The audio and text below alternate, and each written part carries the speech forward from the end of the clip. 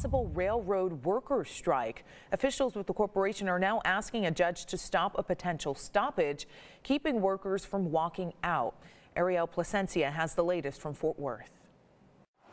Standing outside the federal courthouse in Fort Worth, they miss holidays and special events. The women and men whose loved ones work for Fort Worth-based BNSF Railway.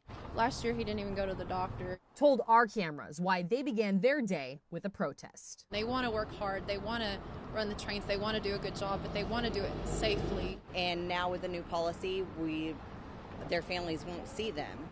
That new attendance policy is set to go into effect February 1st. It's a point system that gives railroaders 30 attendance points. Take a day off, lose the point value assigned to that day of the week. If you run out of points, an employee is disciplined for missing too much work.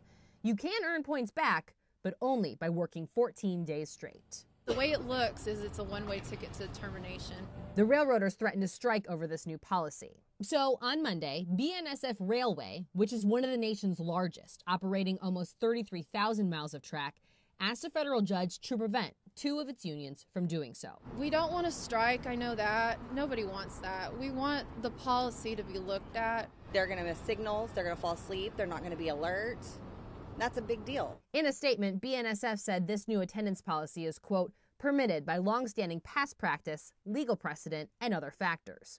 Therefore, the company goes on to say, we are asking a federal court to classify our disagreement with the unions over the implementation of this new program as something we can work together to resolve without striking. Man, I'll tell you, a railroad strike would just compound all the supply chain issues that we're facing today. That's recently retired SMU Cox School of Business professor Bernard Weinstein. Just think of all of those products that are landing on the West Coast that are put on trains and shipped to places like Dallas, Fort Worth.